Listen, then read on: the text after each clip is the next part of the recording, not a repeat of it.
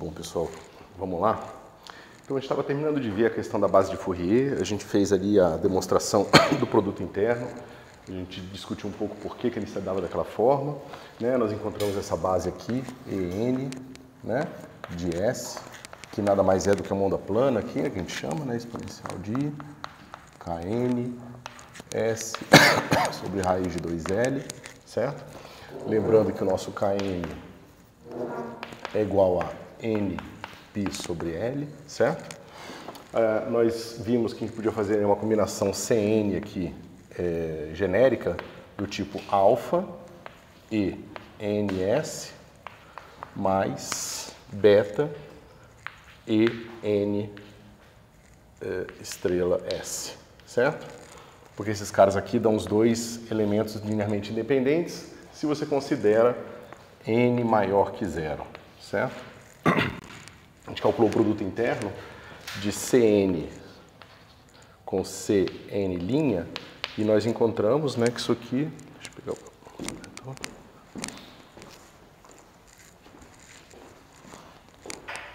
o... Esse produto aqui, CN ponto CN' vai ser igual a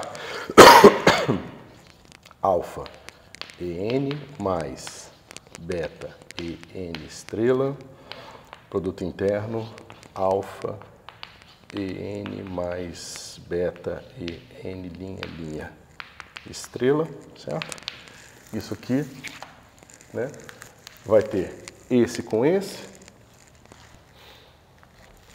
vai ter esse com esse, vai dar módulo quadrado de delta, né? E hoje eu vou fazer como a gente tinha feito antes, né? Esse com esse cara aqui vai dar delta NN', e esse com esse vai dar delta menos N', tá certo? Porque tem aqui o estrela aqui e o estrela aqui. Mas isso só diz pra gente que a gente tem o mesmo resultado. Ok? Delta N'. E aí a gente tem os casos cruzados, né? Ou seja, esse cara com esse cara aqui vai dar alfa beta estrela, e a gente tem o caso que vai ser alfa estrela beta, certo? Ou seja, esse com esse, esse com esse e esse com esse, a gente vai ter alfa estrela beta, exatamente, e aqui a gente vai ter um delta de N menos N', certo? A gente viu uma primeira possibilidade, ou seja, se a gente considera só os N's positivos, esse cara aqui é zero, e sobra só esse cara para a gente lidar, mas a gente quer que isso aqui seja real, então basicamente a gente está querendo que beta seja igual a alfa estrela, certo? Bom, a gente tem duas possibilidades aqui. A gente pode pegar esses caras, a gente tem diversas possibilidades. A gente pode pegar esses caras aqui e substituir, a gente tem simplesmente que módulo de alfa ao quadrado, 2 módulos de alfa ao quadrado tem que ser igual a 1, tá certo? Isso aqui, tudo ser igual a 1, certo? Mas sobra pra gente uma fase, ou seja, a gente mostra pra gente que alfa é igual a 1 sobre raiz de 2. Mas alfa pode ser um número complexo, certo? A gente fez a escolha na aula passada de alfa igual, né, dessa fase aqui, simplesmente alfa igual a 1 sobre raiz de 2, certo? Agora, a gente podia ter escolhido alfa igual a menos i, deixa eu ver se é isso que eu quero, isso, menos i raiz de 2, certo? Essa aqui foi a aula passada, que a gente viu que dava cosseno. Agora a gente vai tentar essa aqui. Vamos tentar essa aqui. Né? Ao fazer isso, o nosso, como é que vai ficar aqui? Vai ficar assim, Cn vai ser igual a alfa, vai ser 1 sobre i raiz de 2, exponencial de mais i kns sobre raiz de 2L, tá certo? Só que veja, o beta é o complexo conjugado de alfa, então tem um menos a mais aqui. Então fica um menos aqui, exponencial de menos i kns sobre raiz de 2L, certo? Mas isso aqui é fácil, né? Porque esse cara aqui vai ser 1 sobre raiz de L seno de KNS. Ok? Oi? O que o menos ficou embaixo? Não, é que esse menos está errado. Isso aqui era só continuação. Ah, é porque eu botei menos i aqui, porque eu estava adiantando que eu queria que desse seno bonitinho. Se eu fizesse o i, sei lá, com mais aqui, eu teria que descer ele, mudar o sinal, ficaria menos seno. É só uma questão de conveniência. Certo? Então vocês vejam que a gente pode ter dois tipos de base, né? A gente pode ter essa base aqui que eu vou chamar E do seno, tá certo? Que vai ser essa aqui, 1 sobre raiz de L seno de KNS, tá certo? Mas eu posso ter a do cosseno também, tá certo? 1 sobre raiz de L e eu posso ter cosseno de KNS, certo? E você precisa das duas para você conseguir chegar na base original, certo? Ou seja, você precisa combinar um seno e um cosseno, né? Para você poder, por exemplo, anular esse termo aqui com o termo do cosseno que tem um positivo e voltar para a base original, ok? Então, aqui você entende por que você pode usar a base de Fourier, tanto em termos de senos e cossenos, ou como exponenciais complexas, tá certo? Tendo cuidado que, se você usa exponencial complexa e uma só, seu n tem que ir de menos infinito a mais infinito, enquanto, se você for usar senos e cossenos, você tem que usar de n de 0 a infinito, certo? Porque senão você estaria contando a base duas vezes, certo? Essa que é a questão de quando você faz uma transformada de Fourier de uma função real, ela tem vínculos entre os seus coeficientes, justamente porque ela é real, ela tem essa restrição, porque senão você teria mais grau de liberdade do que uma função poderia ter, certo?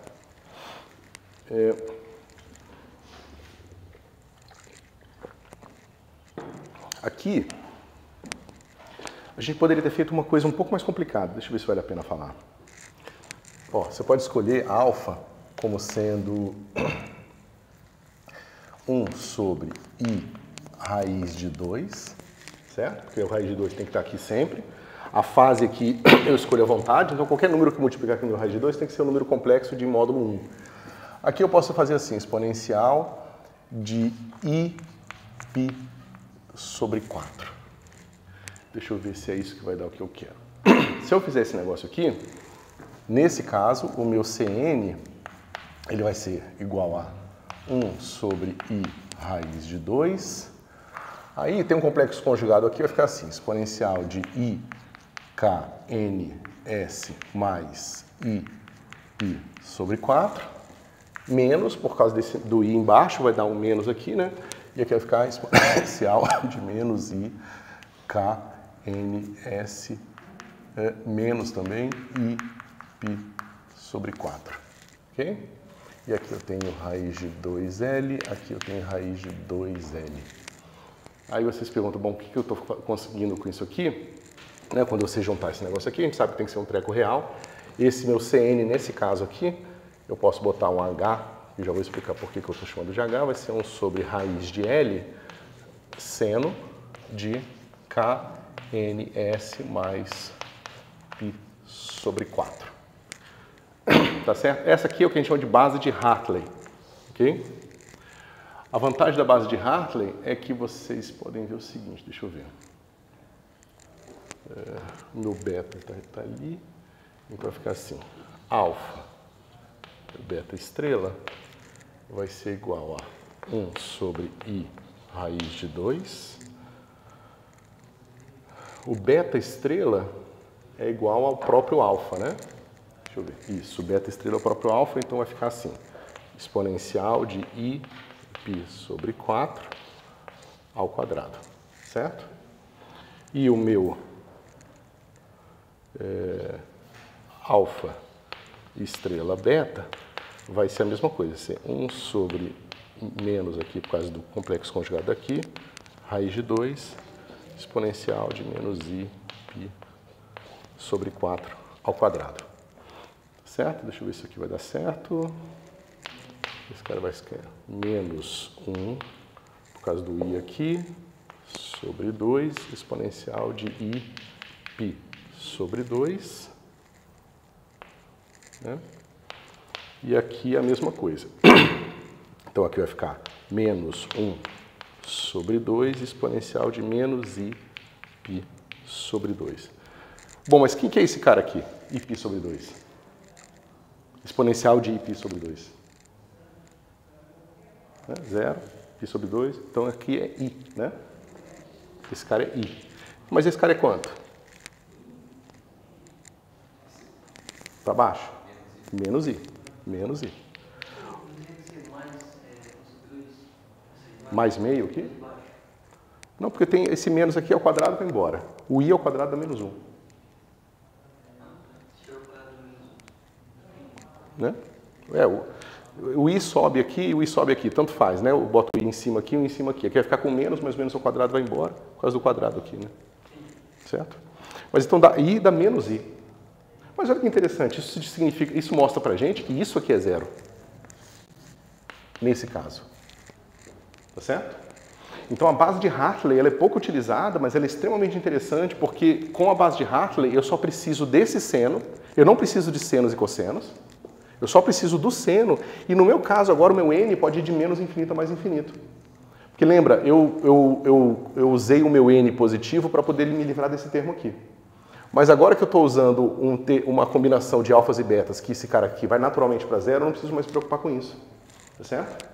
Então ela é pouco conhecida, mas ela é uma base completa em todos os n's para uma decomposição tipo Fourier que não depende de senos e cossenos. Você pode botar uma função de base só. Certo?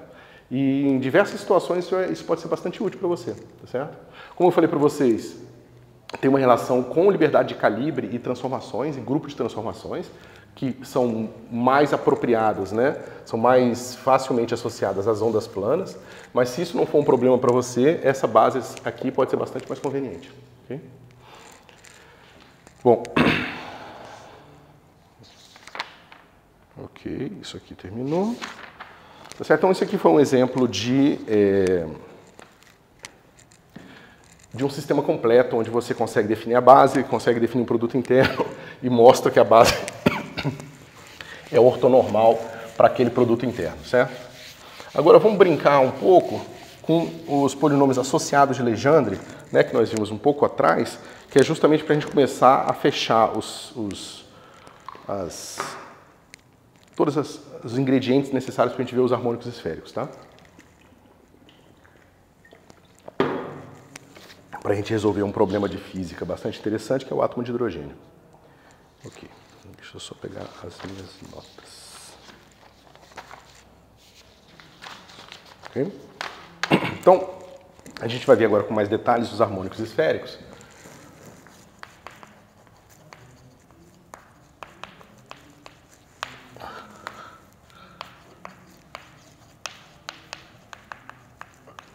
Ok? Bom, então a gente começa com a função associada de Legendre, que é assim, 1 menos x quadrado, y duas linhas, mais, vou botar aqui, menos 2x, y'. Todo mundo lembra disso aqui, né? Se não lembrar, eu vou falar aqui rapidamente, porque é importante vocês terem em mente de onde vem cada termo aqui. Mais 1 menos m ao quadrado sobre 1 menos x quadrado. Deixa eu apagar esse pedacinho aqui.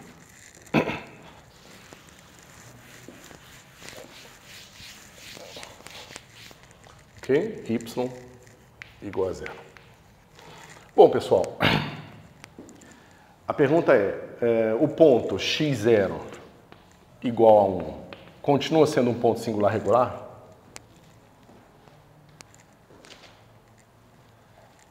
O que vocês acham? Porque, veja, a gente tinha visto o polinômio de Legendre, né, as funções de Legendre e os polinômios de Legendre. Os polinômios de Legendre, as funções de Legendre são esse caso aqui com m igual a 0. Certo? Então, o único termo a mais que nós temos agora é esse termo aqui. Esse termo dividido por esse dá um cara com um polo simples.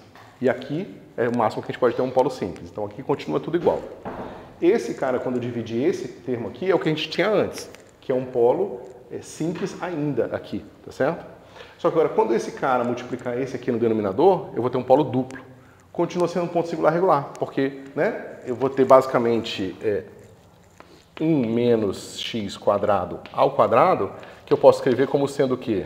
1 menos x vezes 1 mais x ao quadrado, mas isso aqui nada mais é do que 1 menos x quadrado, 1 mais x quadrado. certo? Então, esse cara vai estar no denominador aqui, o meu polo continua sendo duplo. O polo duplo eu consigo remover multiplicando por uma potência quadrática, tá certo? Então, o ponto continua singular regular. Porém, a solução de Frobenius aqui, ela por mais que seja correta, e você pode calcular ela, não tem problema nenhum, ela é muito difícil de você, como é que se diz, manipular, tá certo? Porque vocês vão chegar numa relação de recorrência que não vai ter solução óbvia, tá certo? A gente vai entender por que daqui a pouquinho, mas essa é uma das lições dessas técnicas aqui, tá? Por mais que você tenha um algoritmo, uma receita de bolo pronta para calcular as soluções via método de Frobenius, frequentemente não vai ser a coisa mais conveniente para você, tá certo? Pode chegar a uma solução muito complicada. Então, o que se faz nesse tipo de situação? A regra básica, a regra não, digamos, a intuição geral para esse tipo de problema é você tentar fazer uma troca de variável, certo? Ou seja, você pega o seu y e troca de variável de alguma forma, tentando tirar alguma coisa que seja inconveniente, tá certo? No nosso caso, a nossa inconveniência está na presença desse m quadrado aqui, ok? E ele tem um termo de 1 sobre 1 menos x quadrado, que eu vou tentar, de alguma forma, incluir na minha troca de variável, justamente para poder excluir aquele termo lá, tá certo? Como vocês nunca fizeram essas contas, vocês não têm intuição de como que uma troca de variável de y vai afetar o termo de ordem de derivada zero, tá certo? Então, a única maneira de vocês adquirirem essa intuição é fazendo essas contas, tá certo? Bota aqui uma transformação de variável em y arbitrária e vê o que acontece, ok? Isso vai ser extremamente útil para qualquer pessoa que vai trabalhar com física de partículas e cosmologia, porque as equações para os elementos de base vão ser sempre desse tipo aqui, e você vai querer resolvê-las, e esse tipo de troca de variável geralmente vai ser a maneira mais conveniente de resolvê-las, certo? Então eu vou mostrar para vocês como que a gente faz isso, para vocês desenvolverem um pouco essa intuição, e basicamente a gente vai transformar o problema das funções de Legendre associadas, né, que são essas soluções dessa equação aqui, num problema mais simples. A gente resolve o problema mais simples e volta para o polinômio associado de Legendre, certo? Alguma dúvida até aqui? Deixa eu apagar aqui tudo.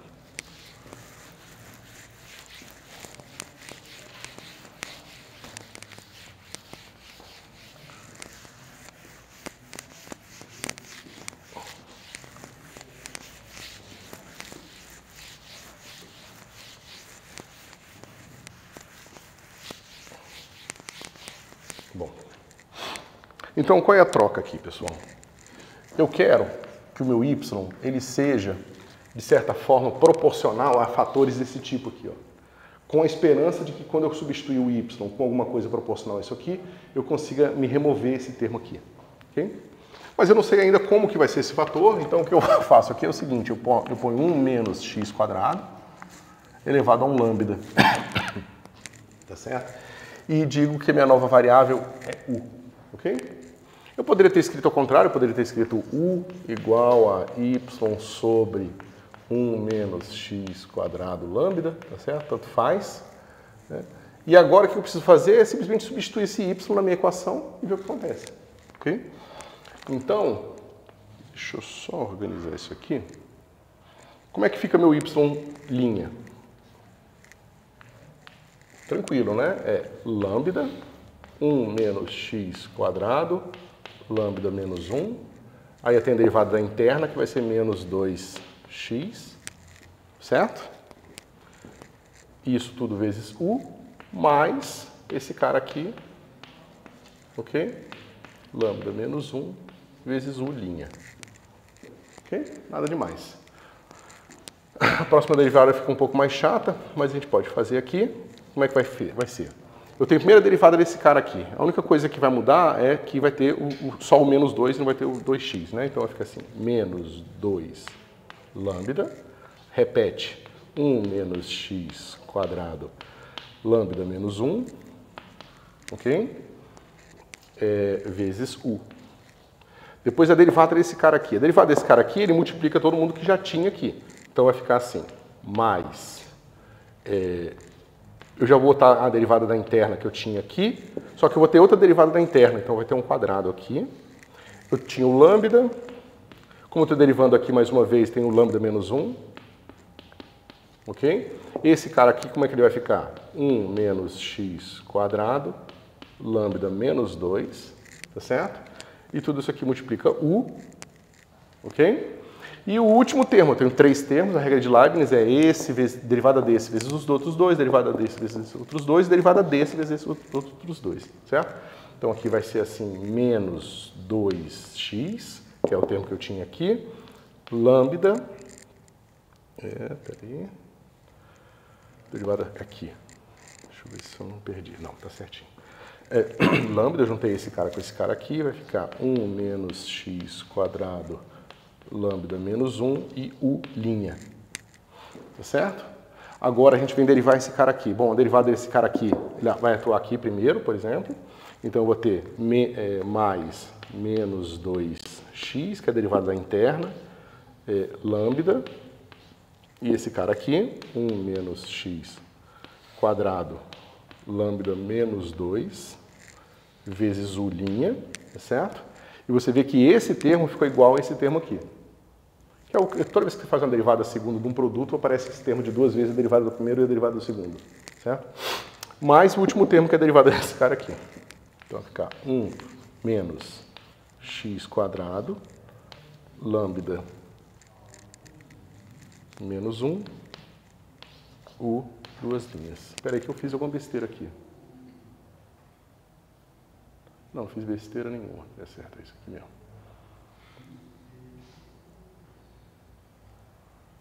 Não, tem alguma coisa errada. Aqui não tinha menos 1 não, pessoal. Senão aqui estaria até errado, né? Aqui é menos 1. Aqui não tem derivada, né? Quando eu derivar a derivada primeira, vai ter que ser derivada desse vezes esse. Eu botei um menos 1 aqui erroneamente, tá? Então agora, aqui não fica menos 2, é só menos 1 mesmo, porque é a derivada desse termo aqui. Por isso que caiu o lambda aqui, eu lembrei, mas escrevi errado. Aqui, e o termo de derivada duas linhas, naturalmente não tem menos 1 aqui. Ok? Bom. Vamos juntar essa brincadeira toda. Então, o que eu vou ter, pessoal? Eu vou ter aqui esse mesmo fator multiplicando todo o meu y duas linhas. Ok? Então, vamos começar primeiro com o termo de derivada mais alta. Vai ficar assim. 1 menos x quadrado, lambda mais 1, u, duas linhas. Tudo bem? Todo mundo está acompanhando? É simplesmente o termo que está multiplicando o y duas linhas vezes o primeiro termo do y duas linhas. Já tinha um fator desse, então fica lambda mais 1. Ok? Esse se junta com esse, então vai ficar menos 4x lambda e essa brincadeira aqui. Aqui é lambda menos 1 e esse lambda menos 1 vai ficar só lambda, porque eu estou multiplicando aquele termo lá, porque está lembrando, né, que esses todos os termos que aparecem aqui são do y duas linhas, que é esse cara que a gente está fazendo aqui agora. Ok? Então vai ficar assim. Deixa eu só ver se eu estou pegando os caras certos. Isso está, os termos de menos 4x lambda, 1 menos x quadrado elevado a lambda, que seria menos 1, só que eu multipliquei, e esse cara aqui todo, u'. Ok, esse aqui está certinho. Agora, deixa eu ver. Deixa eu ver se eu já... Eu vou fazer segmentado, não vou fazer de uma vez. Bom, então, agora eu só preciso pegar os termos que multiplicam u, tá vendo? Os termos que multiplicam u sem derivada nenhuma são esses dois aqui, no y, tá certo? E aqui eu tenho lambda menos 1 e aqui eu tenho lambda menos 2. Então, e os dois... Não, um fator. Fica assim, mais... Aí vou abrir um colchete aqui. Vou primeiro colocar aquele que é 4x quadrado, que é o termo que vai ser positivo, tá certo? Lambda menos 1. E aqui vai ficar 1 menos x quadrado, lambda menos 1. Lembrando que era menos 2 e foi multiplicado por 1 menos x quadrado ali. Então, esse termo aqui. E, por último, eu tenho esse termo aqui, que vai ficar menos 2 lambda. Deixa eu ver, isso.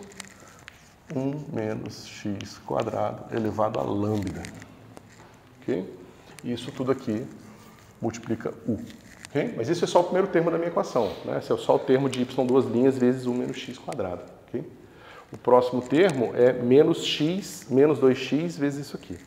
Então, vamos pegar primeiro o termo que tem uma derivada, então vai ficar assim, menos 2x, 1 menos x quadrado elevado a lambda, o linha, tá certo? Então, veja, os termos com uma derivada só, eu tenho aqui e tenho aqui, ok? E os termos sem derivada nenhuma aqui é simplesmente aquele termo lá, vezes menos x. Então, vai ficar assim, menos 2x lambda, 1 menos x quadrado, lambda menos 1. Então, aqui fica o quadrado. Né? Porque, veja, eu já tinha menos 2x aqui. Espera aí, uma coisa estranha. Não tem nada estranho, só escrevi numa ordem esquisita. Tá. Quadrado, U. Já, né? Porque, veja, aqui não tem nenhum sinal de menos. Quer dizer, tem sinal de menos aqui, certo? Mas eu peguei o menos 2x vezes esse aqui primeiro, que está aqui. Então, já tem esse menos aqui. Tá certo? E o menos 2x vezes esse aqui vai ficar menos 2x quadrado. Aqui vai ficar esse cara aqui, ó. Deixa eu ver se eu não estou perdendo nada. Tem um lambda aqui. E aqui não tem lambda nenhum. Isso mesmo. Ok. Então, eu tenho mais esse cara aqui, que é um termo sem derivada nenhuma, tá certo? Deixa eu deixar marcado só os termos com derivada primeiro. E, obviamente, eu tenho o último termo de todos, né? Que vai ser mais L mais 1, que é a nossa esperança é conseguir jogar alguma coisa para cá para simplificar esse termo. Menos m quadrado, 1 menos x quadrado. E agora tudo isso multiplica 1 menos x quadrado lambda vezes u. Isso tudo tem que ser igual a zero. Ok? Bom, vamos fazer aqui por partes, tá? Senão a gente se perde. A gente precisa juntar esse termo aqui. Esse termo aqui eu vou botar aqui no comecinho dele, 1, ok? Esse termo aqui é o termo 2, que é outro termo sem derivada nenhuma, tá vendo? Ó, o u sem derivada e u sem derivada. 3, ok? Quanto é que vai ficar 1 mais 2 mais 3?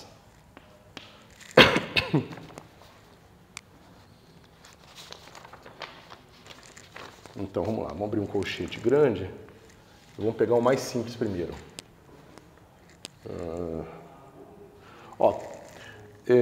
1 menos x elevado a lambda. Aqui é 1 menos x elevado a lambda menos 1.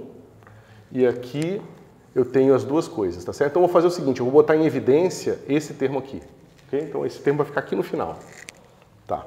Se eu coloco ele aqui no final, o termo mais simples que eu vou ter aqui é esse cara aqui, ó. Esse cara aqui é menos 2 lambda. Certo? Esse cara aqui. Ele está aqui, ó. Ok? O próximo termo que eu vou pegar... Deixa eu ver como é que eu fiz. Eu fiz com... Eu peguei esse termo aqui em seguida. A diferença desse para esse é que esse aqui é lambda menos 1. Então, tem um fator de 1 menos x no denominador. Ok? Então, vai ficar assim. Mais 4x quadrado. Eu vou botar um bzinho aqui, para vocês poderem acompanhar mais facilmente. Bzinho aqui. Esse cara aqui que vai multiplicar lambda menos 1, tá certo?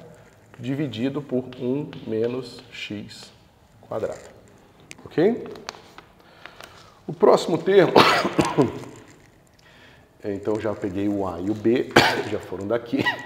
Aqui eu não peguei... Desculpa, pessoal, não peguei nada ainda. Daqui é o que eu vou pegar agora, tá certo? Então, vamos lá. Esse cara é menos 2x ao quadrado, então vai ficar assim. Vou botar um Czinho aqui. E botar um Czinho aqui. E esse vai ficar assim. 4x quadrado, lambda. E aqui também tem um fator no denominador de 1 menos x quadrado. Tá certo? Ok, isso tá certinho. Agora eu tenho esses últimos dois aqui, que vai ser simplesmente D, que vai estar já embaixo dele, para vocês não se confundirem. L mais 1 menos m quadrado sobre 1 menos x quadrado. Tudo isso, 1 menos x quadrado elevado a lambda, u. Ok? Então, esse aqui é só a organização dos termos sem derivada nenhuma.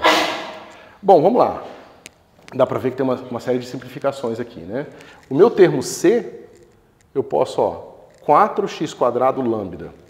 4x quadrado, aí tem lambda quadrado, só que menos lambda. Tá vendo?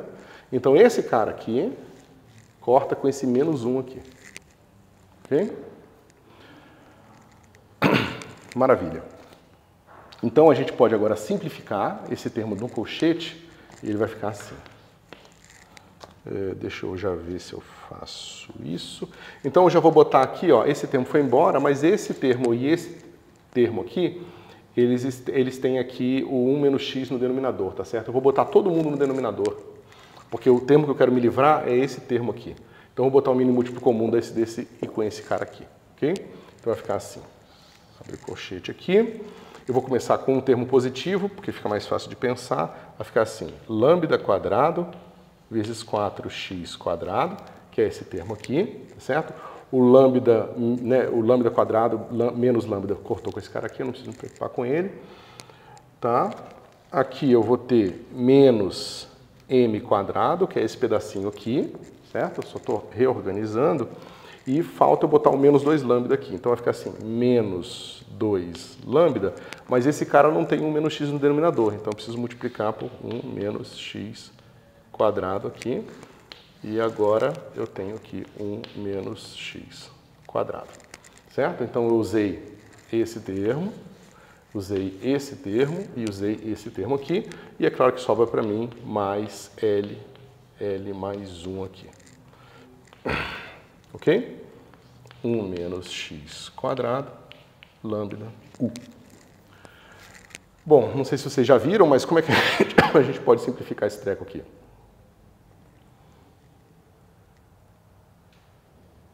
O que vocês acham?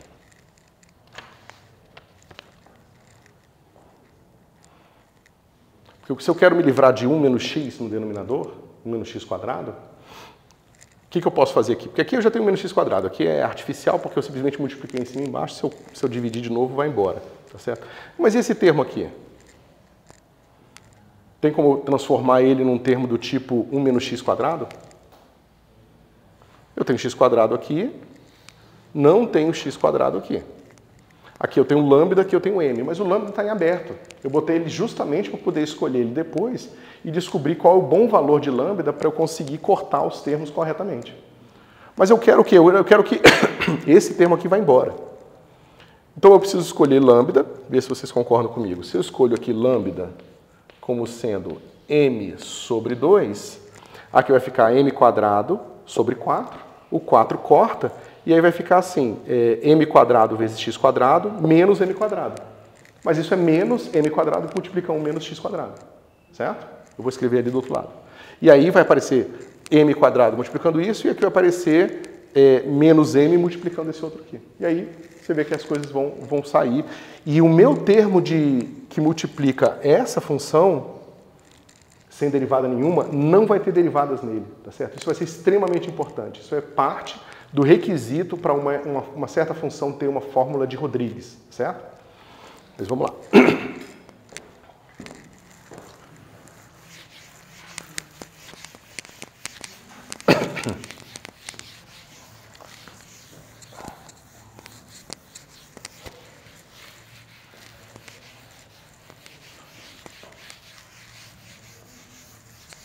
Só tomar uma água aqui, pessoal.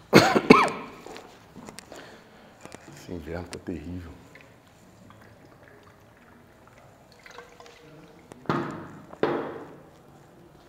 Bom, fazendo então essa escolha, como é que vai ficar de nosso termo, né? O nosso 1 mais 2 mais 3 vai ficar,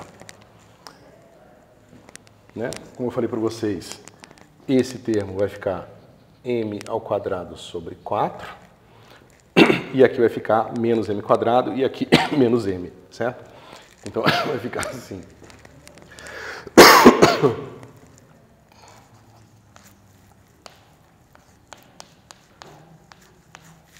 Vocês concordam? Esse é o termo positivo. Menos m, 1 menos x quadrado, 1 menos x quadrado. Então esse cara vai embora com esse cara aqui, vai embora com esse cara aqui. Menos m quadrado, menos m. E olha que incrível. Mais L mais 1. Aqui, 1 menos x quadrado elevado a lambda u. O incrível disso aqui, pessoal, é como que simplifica de fato, tá certo? Então, ó, vai ficar L mais 1. Mas isso aqui é m quadrado vezes, né, menos m quadrado menos m. Isso aqui é menos m que multiplica m mais 1.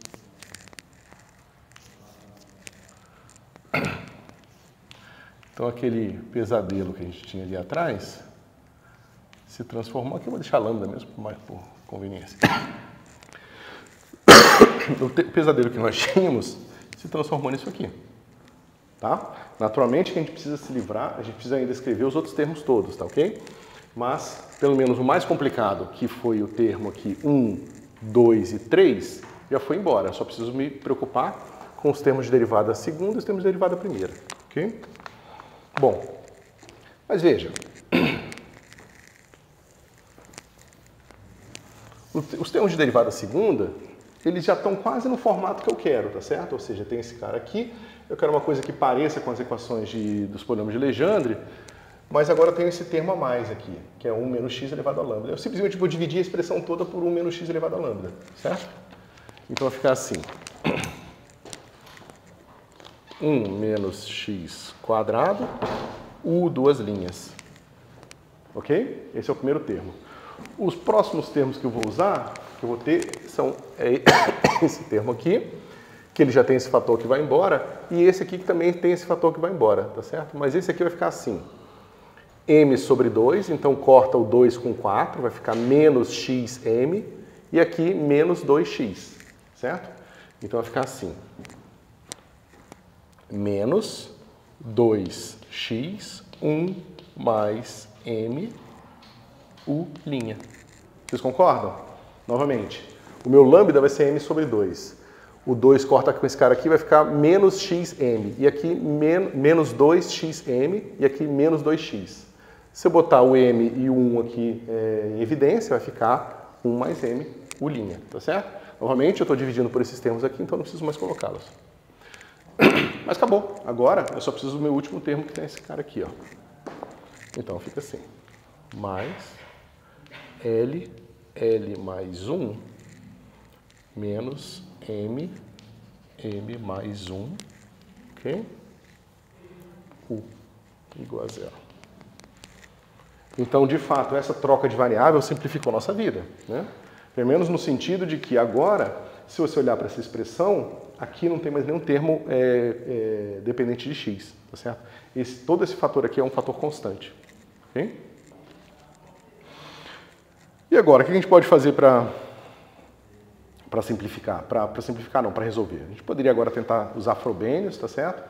Mas, nesse tipo de estrutura, veja bem, quando você tem, multiplicando o termo de derivada segunda, um polinômio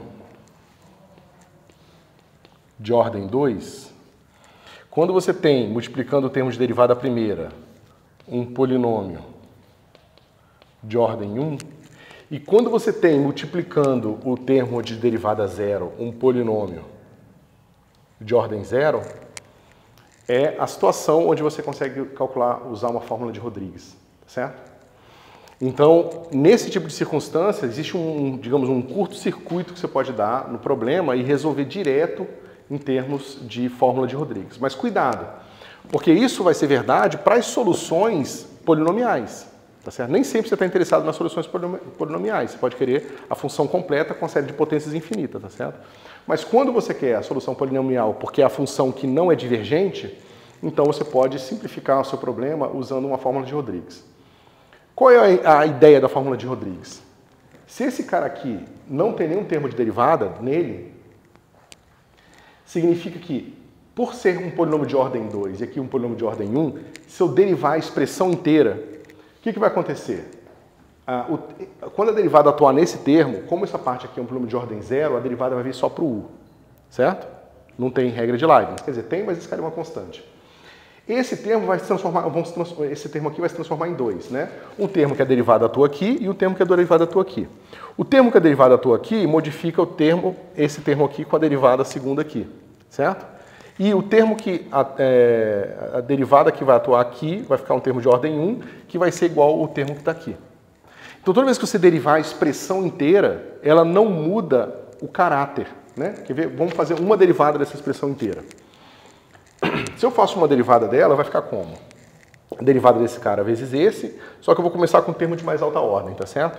Então eu vou fazer assim, esse termo não muda, esse vai ficar x² e aqui vai ficar u 3 linhas, ok? O termo de derivada aqui vai ficar assim, menos 2x, que é a derivada desse cara aqui, u 2 linhas, certo? Esse termo aqui, eu vou pegar primeiro a derivada atuando no u. Então vai ficar assim, menos 2x, m mais 1, u, 2 linhas. Então eu peguei primeiro a derivada atuando nesse cara aqui, porque eu já quero combinar com esse cara aqui. Agora eu vou ter a derivada atuando no x. Então vai ficar assim, menos 2, que multiplica 1 mais m, ok? E a derivada desse cara aqui não tem surpresa, é só a derivada atuando no u. Então, eu vou fazer o seguinte, eu vou botar um mais aqui, um colchete, e aqui eu vou ter mais L mais 1, menos M mais 1, U' igual a 0. Então, o que eu quis dizer para vocês quando eu falei que não muda o caráter da equação? Você vê que eu tenho uma equação parecida com a que eu tinha antes, só que agora é uma equação para U'. Se eu pensar que U' é a minha nova variável, posso chamar de V, por exemplo, você vê que isso aqui é uma equação de segunda ordem para V, tá certo? Porque aqui vai ser a derivada segunda de V, a derivada primeira de V e nenhuma derivada de V, tá certo? Esse caso é ainda mais simples, ou seja, essa ideia que eu estou trazendo para vocês é uma ideia geral das fórmulas de Rodrigues. Você vai derivando a sua expressão e você vai chegando em outras expressões com equações similares. Então você transforma a equação, primeiro derivando até chegar numa equação mais simples.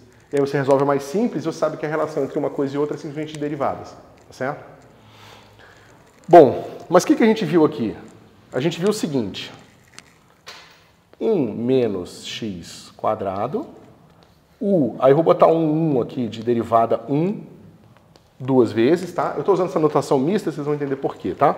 Então isso aqui, esse 1 aqui dentro do parênteses, como eu falei para vocês lá atrás, é a derivada primeira de u, e se eu fizer a derivada segunda, a derivada primeira, a derivada terceira, que é o que eu tinha aqui, ok? Aqui eu vou juntar esses caras aqui, mas olha que interessante, esse cara vem aqui com o mesmo fator que eu tinha aqui, menos 2x. Então, em vez de ficar menos 2x, m mais 1, vai ficar m mais 2, certo? Então vai ficar menos 2x, m mais 2, tá certo? Isso aqui vai multiplicar u 1 linha. E finalmente, olha o que acontece aqui. Eu vou ter m mais 1, tá aqui, ó. Só que agora eu tenho o m mais 1 que multiplica menos m e o m mais 1 que multiplica menos 2. Eu posso botar o m mais 1 em evidência e vai ficar assim, ó. Mais L mais 1 menos esse em evidência vai ficar assim. M mais 1, que é o em evidência, que multiplica m mais 2. Certo?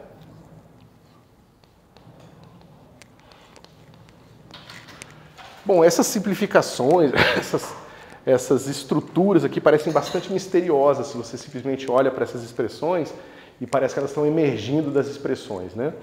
Quando vocês virem essa mesma brincadeira aqui em mecânica quântica, como é que vocês vão ver isso aqui? Vocês vão ver a estrutura de comutadores dos operadores. Então, vocês vão ver que os operadores que geram as rotações, lá na mecânica quântica, tem uma certa estrutura de comutação. Quando vocês impuserem que esses operadores são autoadjuntos e que eles satisfazem aquela regra de comutação, vocês descobrem que os autovalores têm que respeitar um certo padrão. Esse padrão que está emergindo aqui é justamente o padrão que emerge da estrutura dos operadores, tá certo? Então não tem nenhuma mágica acontecendo aqui, é simplesmente uma coisa que já estava presente na estrutura dos seus operadores que geram ali as transformações, tá certo? Mas que você não consegue ver porque você desceu assim na base mais fundamental da conta, você foi na álgebra direto das expressões, sem olhar a estrutura global do que está acontecendo, tá certo? Mas, novamente, aqui é porque a gente está trabalhando com polinomios de Legendre, com soluções polinomiais, e as soluções polinomiais elas já pressupõem que os operadores estão expressados num espaço de Hilbert que tem produto interno onde eles são autoadjuntos, tá certo? Porque se os seus operadores não forem autoadjuntos, claramente vocês vão ver, como a gente viu lá atrás, que o L não precisa ser um número inteiro. O L só precisa ser um número inteiro para que a função de Legendre vire um polinômio de Legendre, tá certo? Mas se o seu produto interno é diferente, se a sua estrutura geométrica é diferente, talvez soluções com L diferentes sejam interessantes, tá certo? Na cosmologia a gente vê, por exemplo, quando a gente trabalha com seções espaciais que não são planas, os autovalores que aparecem na função de Bessel e tal, eles ficam diferentes, eles ficam complexos, que é justamente reflexo da diferença do tipo de espaço que você está trabalhando. Sim? É só para dizer, pessoal, que esses L's e esses M's todos estão intrinsecamente associados a princípios físicos, tá? É que no curso de Física Matemática é difícil de ver isso porque a gente não está vendo uma aplicação direta. Por mais que a gente vai ver daqui a pouco o átomo de hidrogênio, não é o foco do curso, né? Mas quando vocês virem essas mesmas coisas num curso de mecânica analítica ou mecânica quântica, essas coisas vão ficar mais evidentes, ou pelo menos deveriam.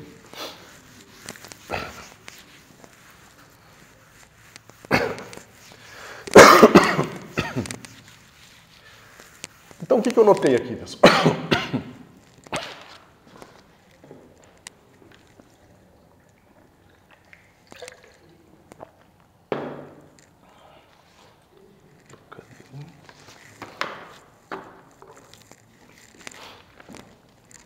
Então, veja, o meu U1, ou seja, o meu U derivado uma vez, ele satisfaz uma equação muito similar a essa.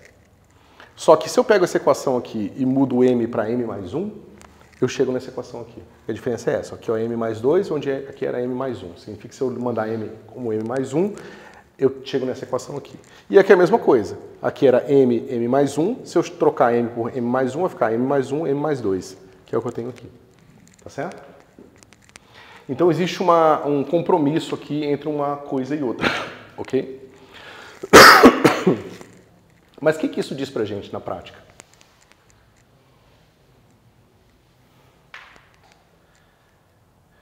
Se eu começo com essa equação aqui, né, o meu M está livre nela, certo? Eu começo com essa equação e digo que o meu M é 0 inicialmente. Significa que para M igual a 0, eu tenho uma equação de Legendre normal, que eu já sei calcular os polinomios de Legendre, certo? Mas se eu calculo a derivada primeira dessa variável aqui, ó, ela vai satisfazer a minha equação para M igual a 1. Tá certo? Se eu quiser para um M qualquer, basta eu pegar a derivada enésima. Porque se eu derivo aqui mais uma vez, o que vai acontecer? Esse cara aqui vai dar mais um fator de menos x, menos 2x. Aqui vai ficar M mais 3. E aqui vai ficar a mesma coisa, tá vendo? Esse M mais 2 ele vem para cá e aqui vai ficar o M mais 3. Tá certo? E isso vai acontecendo de novo, de novo, de novo.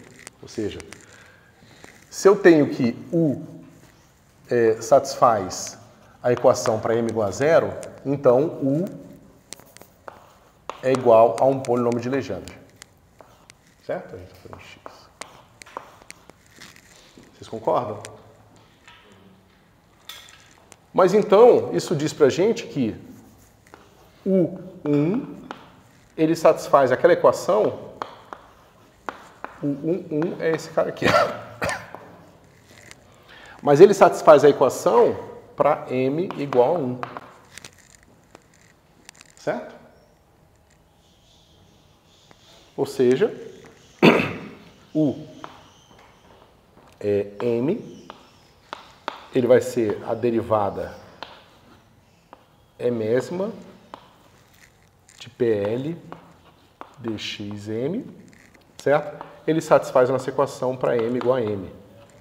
Certo? Sem querer ser maluco aqui. Ok? E deu para entender o que eu estou fazendo? Eu poderia ter, sei lá, m igual a 1, m igual a 2 e um m igual a m que está aqui. Certo? Então pronto. Esse cara aqui é a solução que eu estou interessado. Okay? Mas como que eu saio do u e volto para o y?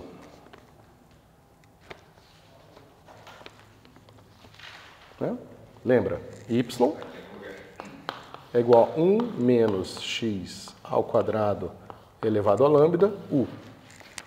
Tá certo? Pensem que é um pouco, pode ser um pouco confuso, tá certo? Mas aqui o u que vai aparecer é o u que eu estou resolvendo, que é esse cara aqui. Tá certo? E aqui a gente já tinha descoberto que o lambda tem que ser m sobre 2. Ok? Então, finalmente, a gente tem que isso aqui é 1 menos x quadrado elevado a m sobre 2. Aqui a derivada é mésima do polinômio de Legendre de ordem L em relação a x. Ok? Ok? Esses caras aqui são polinômios ainda, certo? São polinômios associados de Legendre. Ok? Tem que tomar um pouco de cuidado, porque agora a gente tem essa potência quebrada aqui. Essa potência quebrada aqui é parte da razão pela qual a gente não iria encontrar uma fórmula usando o método de Frobenius razoável, tá certo? Porque aqui a gente teria que, se a gente resolvesse isso aqui via método de Frobenius, a gente ia encontrar uma coisa que é um polinômio, só que ela vai estar multiplicada por uma função que a gente estaria encontrando a série de potências dessa função vezes a série de potências dessa função, que seria uma função complicada, tá certo? Justamente porque ele tem essa potência quebrada aqui.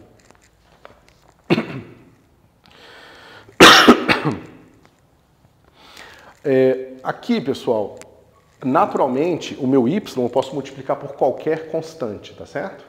Tradicionalmente, a gente define o nosso polinômio de Legendre associado como sendo, vou botar 3 barrinhas aqui só para ficar evidente que é uma definição, por menos 1 elevado a m, ok?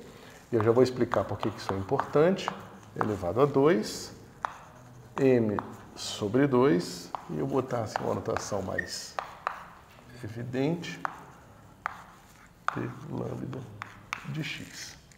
Pessoal, essa aqui é o que a gente chama de fase de Condon-Shortley.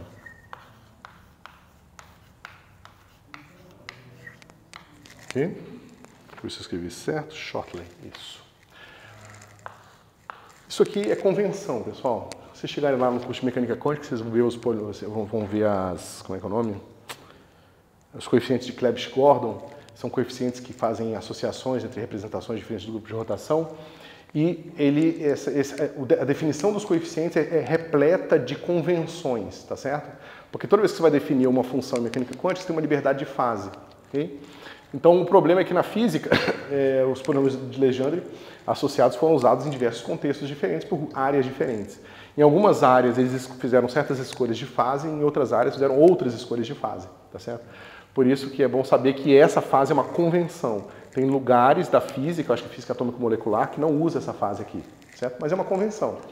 Okay? É como você dizer que em alguns lugares da física bota o Z para cima e em outros lugares o Z para baixo, entendeu? Faz um plano, um eixo tridimensional assim.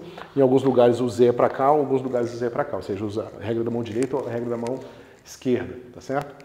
Mas não tem certo ou errado. Você tem que saber qual é a convenção certa que as pessoas estão utilizando para você poder ler o que está acontecendo.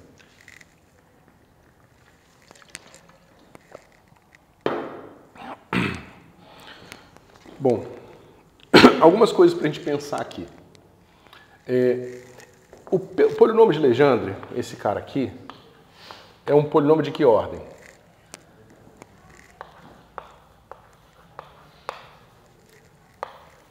Todo mundo concorda?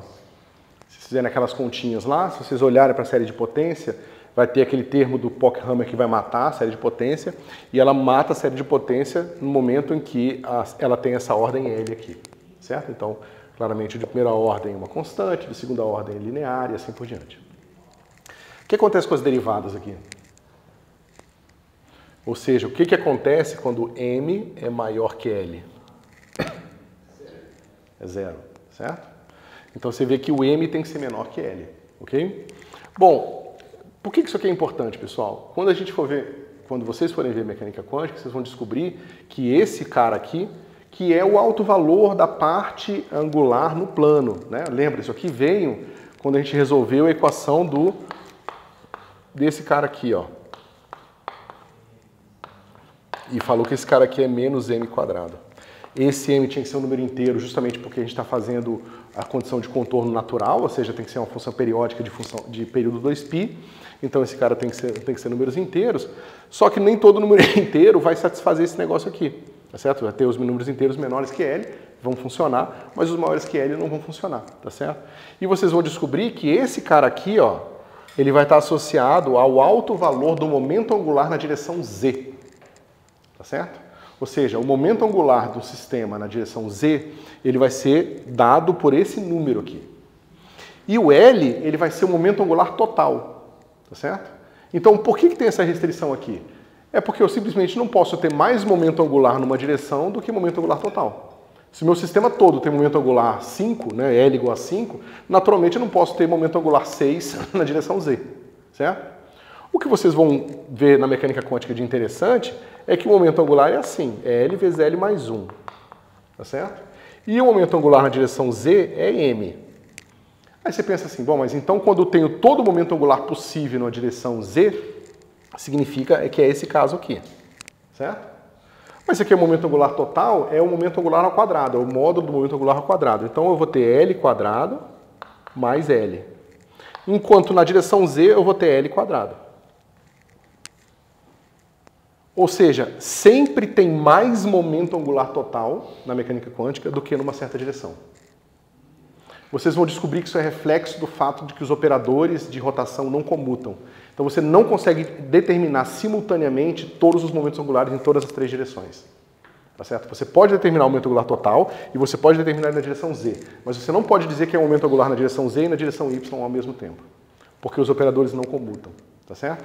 Ou seja, sempre tem que ter mais momento angular total do que numa direção só. Simplesmente por ser mecânica quântica. Ah, mas então, isso significa que em outra direção diferente do que eu medi, dá algo que sobrou da diferença total. Você pode pensar assim. Mas se você mede na outra direção e depois torna a medir na direção original que você tinha medido, muda o que você mediu na direção original. É o que vocês vão descobrir que é a questão dos filtros também, né? Os operadores que comutam ou não comutam, eles estabelecem uma sequência de possíveis medidas que você pode fazer no seu sistema. Se os operadores comutam, essas medidas são feitas de forma que você fez uma primeira medida, obteve A. Fez a segunda medida, obteve B. Se os operadores comutam, se você voltar a fazer a primeira medida de novo, você vai encontrar A de novo. Agora, se os operadores não comutam, significa que você mediu A, depois mediu B. Quando você voltar a fazer a primeira medida, não vai dar mais A, vai dar outra coisa. Certo? Ou seja, são os observáveis compatíveis e os observáveis incompatíveis. Certo? Coisas que são, pela estrutura matemática da teoria, passíveis de serem determinadas simultaneamente e coisas que não são nem possivelmente, né? Ou seja, na estrutura da sua teoria já está a informação de que aquelas duas coisas não podem ser determinadas simultaneamente. Certo? Por quê? Bom, aí ninguém sabe exatamente, mas a gente tem várias dicas e várias, digamos, não hipóteses, mas assim, tem várias dicas matemáticas que aparecem na estrutura da teoria que podem fazer você ter uma impressão ou outra. Mas como eu falei, não tem nenhuma teoria fechada para isso, tá? Esse é o problema da medida de mecânica quântica, que é o que motiva todo esse pessoal que faz divulgação científica a ficar falando de muitos mundos, por mais que seja a interpretação mais... sei lá. Tá, minha opinião, não.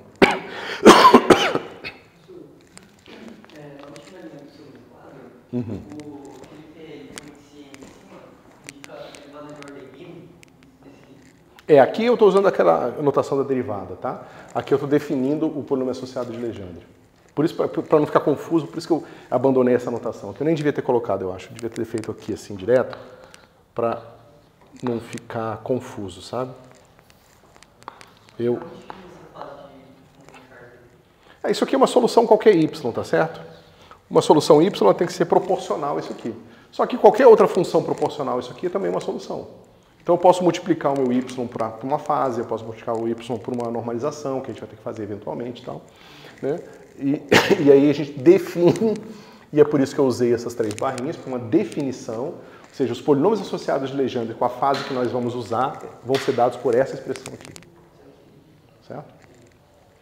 E aí eu estava brincando agora com a ideia de que esse cara é um polinômio, as derivadas dele têm uma certa limitação, aí o M e o L é essa brincadeira que a gente estava fazendo aqui. Bom, agora, pessoal, a gente pode fazer o seguinte. Será que a gente pode simplificar ainda mais a nossa brincadeira? Né? Porque agora a gente precisa resolver os próprios polinômios de Legendre. Por mais que a gente já tenha uma fórmula pronta, eu acho que vale a pena a gente entender a estrutura de fórmula de Rodrigues dele. Certo? Então, veja, essa é a equação original, aquela que a gente resolveu mesmo na unha, usando o método de Frobenius. Certo? Mas veja, ela também tem a estrutura que nós tínhamos antes. Certo? Ela também tem aquela estrutura de que aqui eu tenho um polinômio de ordem 2, aqui eu tenho um polinômio de ordem 1 e aqui eu tenho um polinômio de ordem 0. Certo? O que acontece se eu derivo uma vez essa expressão? Vamos lá, vamos começar do mesmo jeito. 1 menos x quadrado, certo? Aqui a derivada terceira. Eu vou botar aqui 1, aqui. Ok. Bom, eu vou ter a derivada desse cara aqui, com a derivada segunda, e a derivada desse cara aqui, que vai ser derivada segunda também. Vai ficar assim, menos 2, 1 mais 1. É claro que seria 4 aqui, mas eu vou escrever assim para a gente pensar de forma mais fácil, certo? Aqui a derivada primeira, derivada uma vez, ok? Então eu fiz essa derivada está aqui, essa derivada se juntou com essa derivada aqui. Da mesma forma que eu fiz antes, tá? E agora, naturalmente, eu posso fazer a derivada desse termo aqui e vai ficar assim. Mais L mais 1 menos... Aí eu vou escrever o menos 2 da maneira mais complicada possível, que é 1 que multiplica 1 mais 1. Certo? E y derivado uma vez igual a 0. Certo? Por que eu já escrevi nesse formato, pessoal? Porque eu sei o caminho, tá? Então eu estou adiantando. Mas mesmo quando você não sabe, se você tem uma certa impressão, a sua intuição te diz que alguma coisa vai acontecer, às vezes você reexpressar suas equações usando aquela sua intuição, às vezes já te ajuda a ver o caminho, tá certo? Então, se eu faço mais uma derivada aqui, novamente, eu tenho o primeiro termo, então vai ter 1 menos x2, aqui vai ser esse cara aqui, 2, derivada segunda. Esse, quando eu derivar agora aqui, vai vir para cá, tá certo? Então vai ficar aqui menos 2. Deixa eu ver como é que fica melhor. Acho que vai ficar melhor 1 mais 2 aqui. Né? Espera aí, 2 mais 2. É 2 mais 2 porque eu tinha 4 mais 2, 6. Não, é 1 mais 2. Né? Aqui eu tinha um fator de 4, quando eu derivar aqui, vai dar mais um fator de menos 2, então menos 2 com menos 4, menos 6. Aí eu escrevi o meu menos 6 assim. Eu já vou ver se essa é a melhor maneira de escrever, tá? Esse cara veio para cá, então agora aqui vai ficar a derivada segunda, derivada primeira dela. E agora, quando a derivada atuar no x, esse fator vem para cá, tá certo?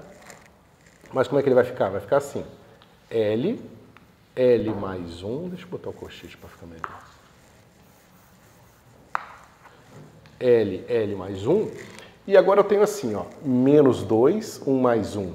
Eu tenho 1 mais 1 aqui, tá certo? Então eu tenho menos 1, menos 2. Então vai ficar assim, menos 2 mais 1, 1 mais 1.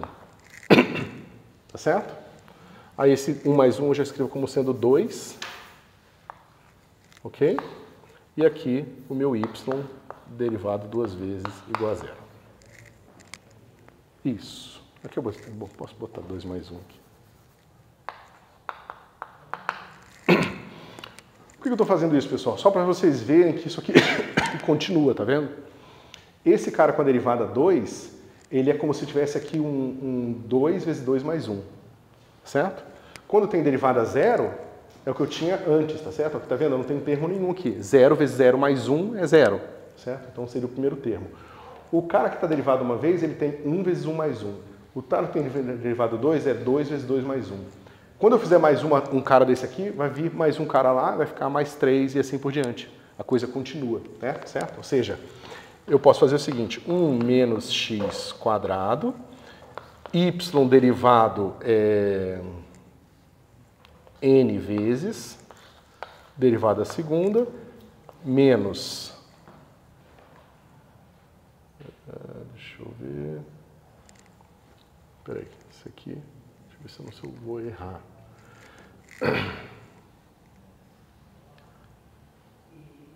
Esse cara é 1 mais 1, 2, eu acho que é isso aqui, ó. 2, n mais 1,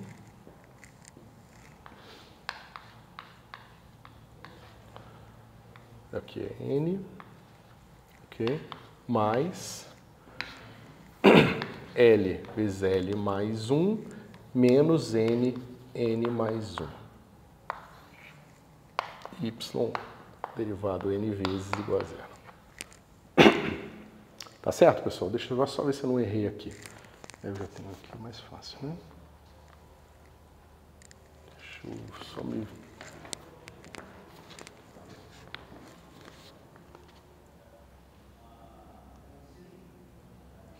Isso, eu começo com 2. Toda vez que eu faço uma derivada aqui, eu vou ganhar um fator de mais 1 ali. Então é mais 1, mais 2, mais 3. É isso mesmo, mais n. Ok. Pessoal, vocês acreditam nisso aqui? Tá tudo certo para vocês? Acredito no sentido, né, vocês estão duvidando de mim, mas é que isso, né, vocês conseguiram concluir na cabeça de vocês também, né?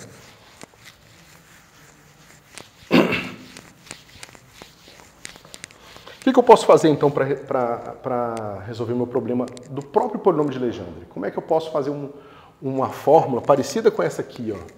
Só que agora para o polinômio de Legendre, não o polinômio associado de Legendre. O próprio PL aqui eu posso resolver, eu calcular de uma forma mais simples, né? Bom, o mais intuitivo para mim, pelo menos, é eu botar n igual a L. Se eu coloco n igual a L, esse termo aqui vai embora. Eu transformo minha equação diferencial numa equação diferencial de uma ordem mais baixa. Tá certo? Ou seja, deixa eu ver se eu não estou fazendo uma besteira. Tá? Então, se eu faço isso, eu obtenho o seguinte. Então, eu vou ter aqui 1 menos x quadrado,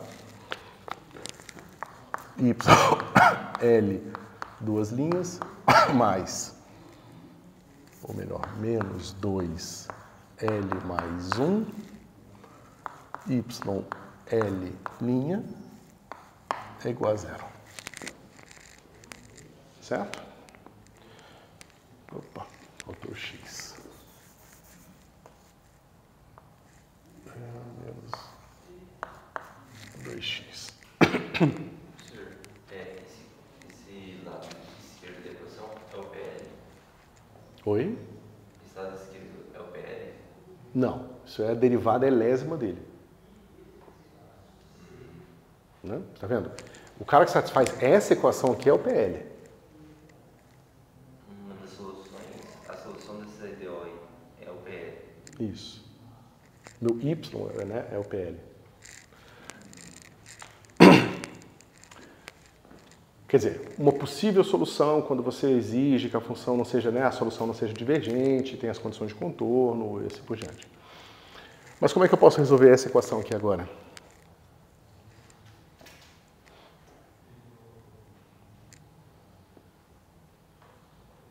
Alguma ideia?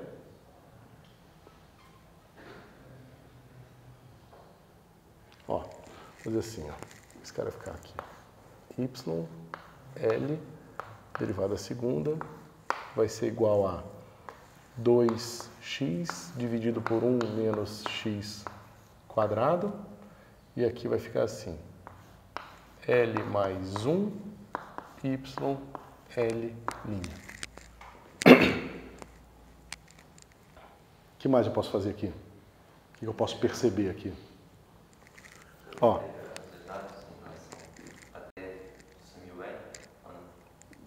Pode integrar dos dois lados, mas a maneira mais fácil é você perceber que tem uma derivada do log aqui e uma derivada do log aqui.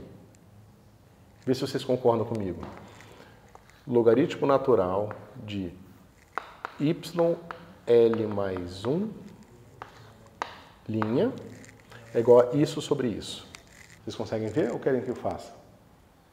Né? Derivada do log é 1 sobre YL mais 1, certo? Só que a derivada da interna vai ser YL mais 2, que é o que eu tinha aqui. Certo? L mais 1 e L mais 2. Vocês concordam? Certo? Bom, então eu posso usar essa expressão aqui. E aqui também, ó, tá vendo? A derivada da interna é menos 2x. Então eu posso botar um menos aqui e um menos aqui. Então vai ficar assim. Logaritmo natural de YL mais 1 linha é igual a menos logaritmo natural de 1 menos x quadrado linha 1 mais L. Certo? E aí?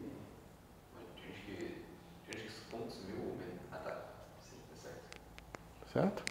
É porque o menos, quando eu calcular a derivada aqui, vai dar um outro menos, vai cortar com esse menos aqui. Ok?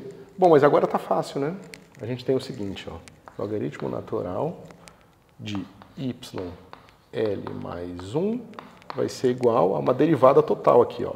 Logaritmo natural de 1 menos x quadrado elevado a menos L mais 1. Estou escrevendo, estou fazendo a variação aqui. Não. 1 mais L. Vocês concordam com isso aqui, pessoal?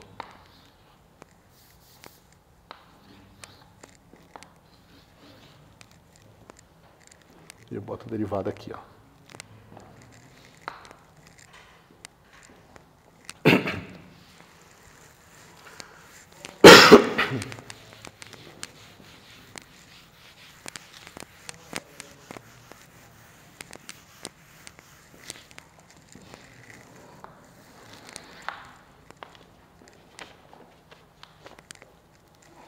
E aí?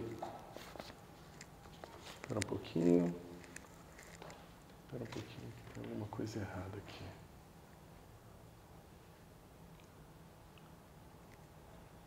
Deixa eu ver. O que eu estou fazendo de errado?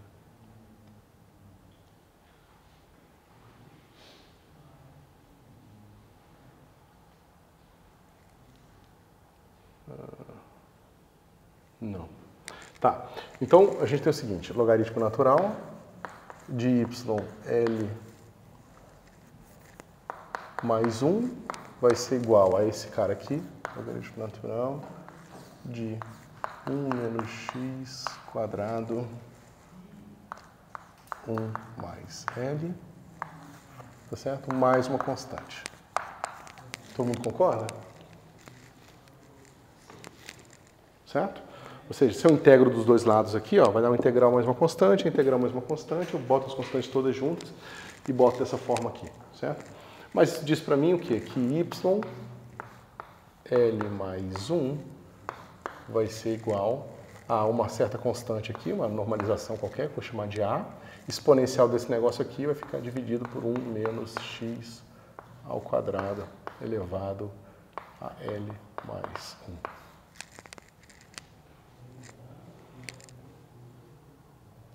Ok? Eu acho que eu fiz alguma besteira em algum lugar.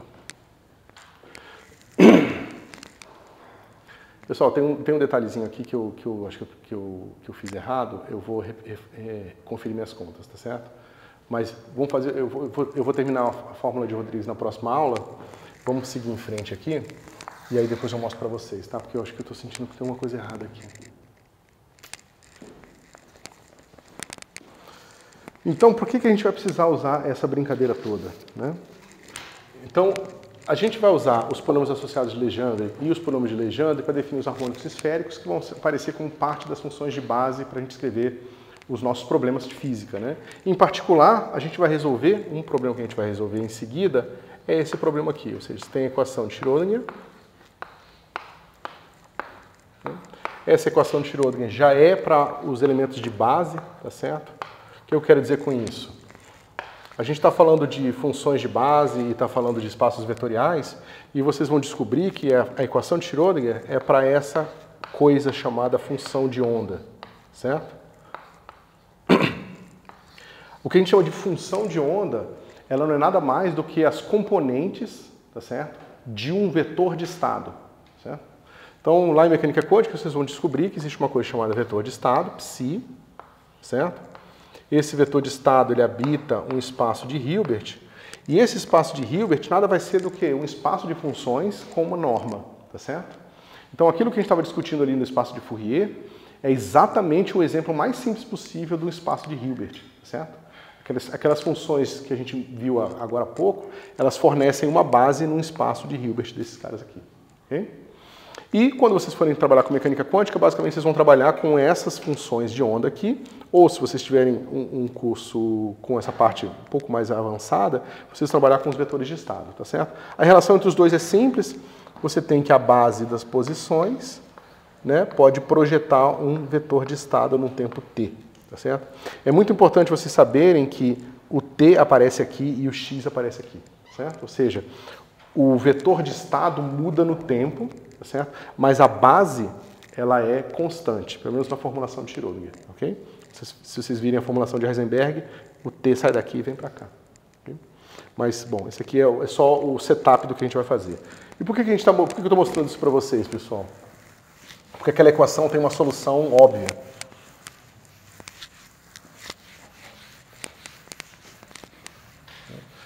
Deixa eu mostrar por quê. Esse cara aqui, ele vai ser um operador diferencial. Então, essencialmente, esse nosso H, nossa hamiltoniana, ela vai ser parecida com o nosso dp, certo? Vai ser um operador que vai ter derivadas dentro dele, certo? E essas derivadas aqui são derivadas sempre, como eu estava falando aqui para vocês, em relação à posição, certo? Então, por mais que sejam derivadas, aqui, esse cara aqui não vai ter derivadas em relação ao tempo, tá certo? Ou seja, esse cara aqui não vai ter dentro dele derivadas em relação ao tempo. E por que isso é importante? O que a gente viu em física matemática que nos ajuda a encontrar uma solução analítica para essa equação aqui? Se esse operador aqui tem derivadas só em relação ao espaço e não tem derivadas em relação ao tempo, o que eu posso fazer para simplificar meu problema? Como? Separação de variáveis. Né? Eu posso dizer simplesmente que meu psi, ele vai ter um cara que vai ser um t maiúsculo, que depende só do tempo, tá certo? Vezes um φ aqui redondinho, que depende do espaço. Não depende do tempo? O psi não, o psi depende do tempo. O psi, ele é a projeção do vetor de estado que depende do tempo na base da posição que depende do espaço, certo? Isso aqui é o nosso psi de x e t. Certo? Bom, então se eu faço essa brincadeira aqui, como é que fica a minha equação de Schrödinger? Vai ficar assim, I, H cortado, eu vou T', φ, tá certo? Vai ser igual ao meu T, o meu H, ele passa pelo T, por quê? Porque aqui só pode derivadas espaciais, aqui não tem derivadas em relação ao tempo. Então esse cara aqui vai atuar só no meu φ redondinho, certo? Bom, pessoal, mas é aquela brincadeira, né? Eu pego esse cara aqui, boto aqui, divido por T maiúsculo, e eu divido pelo φ e vai ficar assim, H dividido por φ. Mas esse cara aqui só depende de T, certo? E esse cara aqui, só a hamiltoniana pode, se ela depender explicitamente do tempo, a coisa fica extremamente mais complicada, mas quando a sua hamiltoniana não depende explicitamente do tempo, esse cara aqui não depende de T, certo? Então eu tenho uma função que só depende do tempo e uma função que não depende do tempo. A única possibilidade aqui, pessoal, é que t' sobre t e h cortado seja igual a uma constante.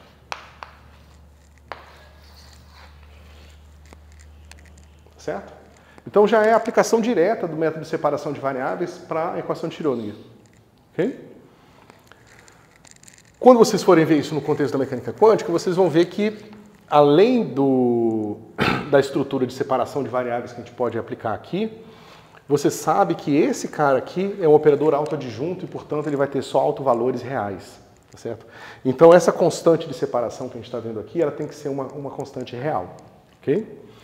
Então, você sabe que IH cortado T' vai ser igual, eu vou chamar essa constante de E, é uma constante qualquer, igual a gente usou aquele menos n quadrado, tá certo? Eu só estou botando um E qualquer aqui, vezes T. Tá certo? E é claro que agora eu vou ter uma solução para esse cara aqui, que agora eu vou botar o rótulo E aqui, igual a E φ E. Ok?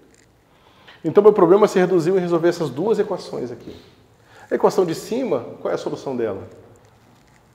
T é igual a um termo de proporção qualquer aqui, exponencial de menos I E T sobre H cortado. Então, é basicamente uma fase oscilatória que oscila com um termo proporcional à energia do seu estado. Certo? Então, toda a evolução temporal em mecânica quântica é dada por uma expressão como essa aqui. Aqui é a normalização E, tanto faz, tá certo? Né? Se você botar a derivada desse cara aqui, o menos I corta com I, o H cortado corta com H cortado, sobra o E que eu queria aqui. Mas, por mais que seja muito fácil a gente encontrar a parte temporal da nossa solução, para a gente voltar para a nossa função de onda, a gente ainda vai precisar de uma coisa assim, normalização geral, exponencial de menos I E T sobre H cortado, φ E. E esse cara aqui é uma equação complicada, certo? Mas a gente vai ver que essa equação para esse cara aqui, ela vai ser muito parecida com a equação de Helmholtz que a gente viu lá atrás, certo? Lembra que a gente viu uma equação de Helmholtz que era assim, ó, Laplaciano de psi igual a lambda psi? É muito parecido com isso aqui, ó. Depende só do como é que vocês querem sua hamiltoniana, certo? Bom.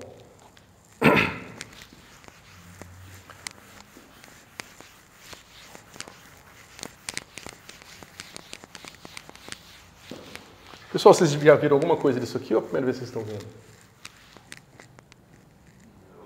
Vocês viram isso em física quântica, pelo menos? Não teve quântica ainda. Ah, não tem aquele curso anterior à quântica que vocês veem um pouquinho?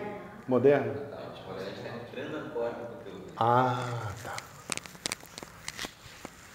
Tá, ok. Então deixa...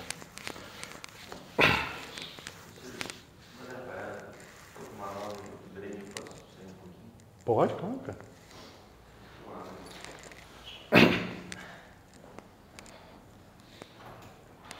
Então deixa eu ser um pouco mais lento aqui.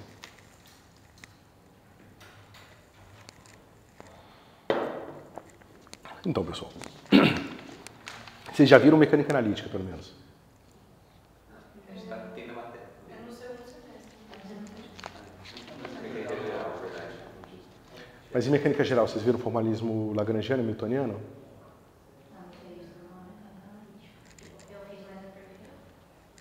Ah, você já tinha feito? Você fez, tá.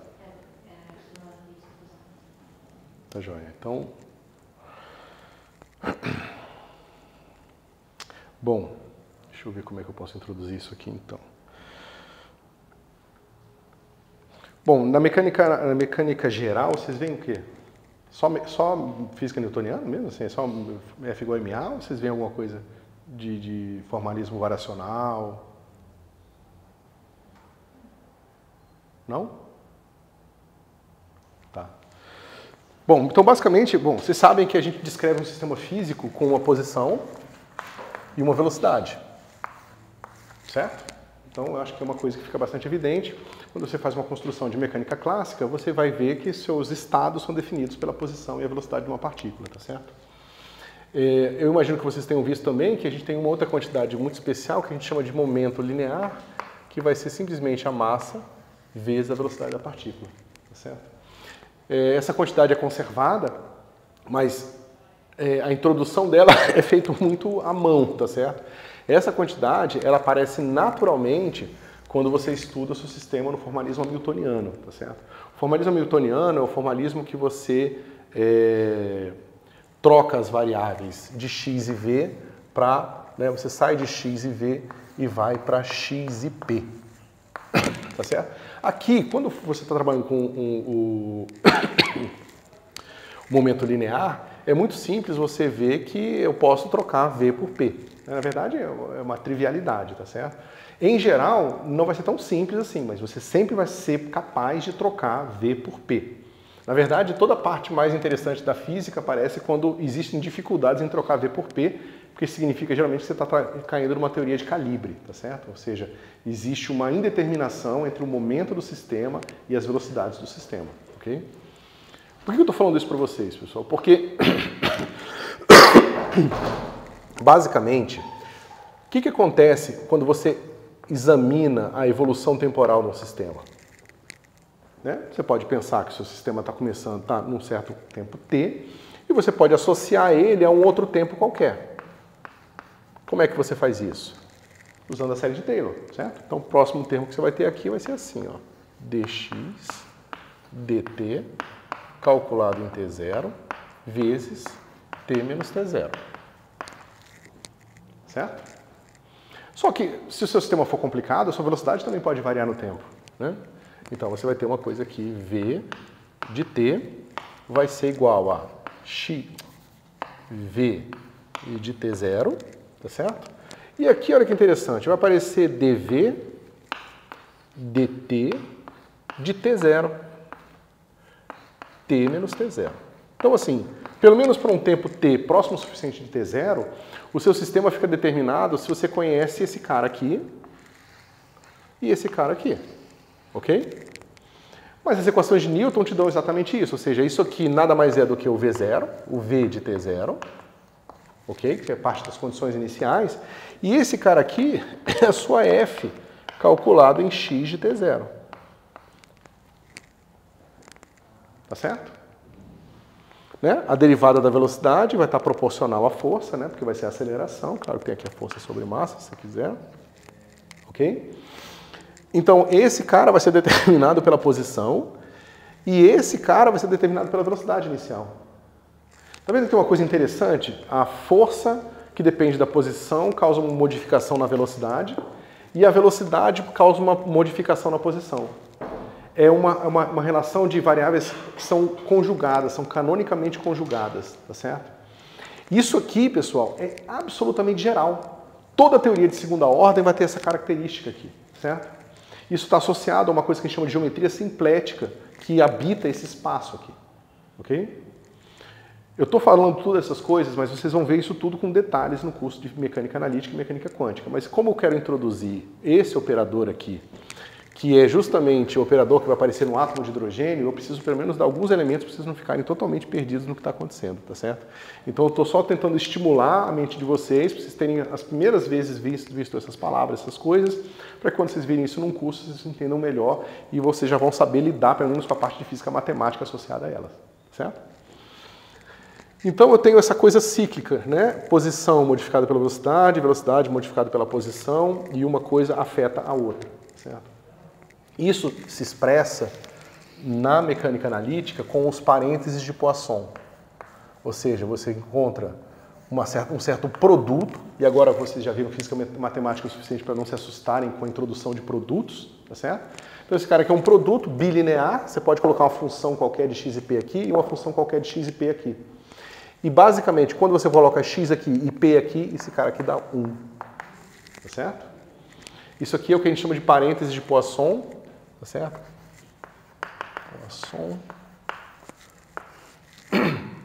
E ele dá a estrutura algébrica da sua teoria. Tá certo? E a estrutura algébrica, o fato desse cara, o comutador do parente de Poisson desse cara com esse cara ser igual a 1, nada mais é do que uma expressão de que esse cara afeta esse, nesse sentido, né, de que a velocidade afeta a posição e de que a posição afeta a velocidade, certo? Um gera modificações no outro, ok?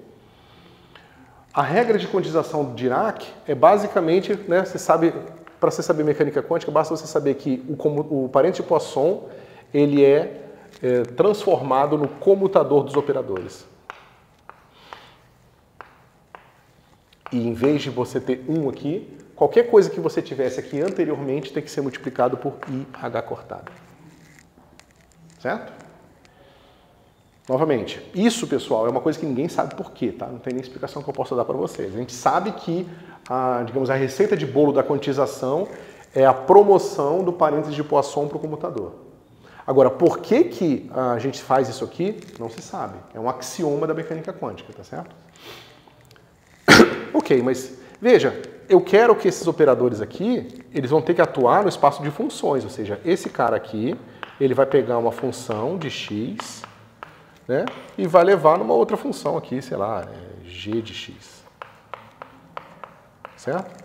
Então esse cara é um operador que leva funções e funções. Da mesma forma, pessoal, que o que a gente estava vendo antes, que esse cara aqui levava um y num h qualquer aqui, certo? Ou seja, um operador diferencial. Claro que a gente queria geralmente dp y igual a 0, mas não muda o fato de que dp aplicado em y leva y numa outra função também no espaço de funções, ok? Bom, agora, que tipo de operador a gente pode ter, né, da posição e do momento que nos dá essa estrutura algébrica aqui? Ou seja, a estrutura do comutador é basicamente o seguinte: x, p é x, p menos p, x. Tá certo? Veja, pessoal, no mesmo sentido que a gente tinha visto antes, tá? É fácil vocês notarem o seguinte, né? Lembra de uma equação diferencial? Eu tenho y duas linhas, mais p1y' mais p0y igual a 0. Certo? Nada me impede de construir um operador que seja só p0, por exemplo. p0y. Tá? A solução vai ser trivial, porque se esse cara for diferente de 0, simplesmente está dizendo que y é igual a 0. Mas é um operador de qualquer forma. É um operador que a gente chama de multiplicação. Ok? Então a gente pode realizar essa estrutura aqui como? A gente pode simplesmente dizer o seguinte: x chapéu atuando numa f de x é simplesmente x vezes f de x. Tá certo? E p chapéu de f de x é igual a menos i h cortado d dx f de x. Tá certo?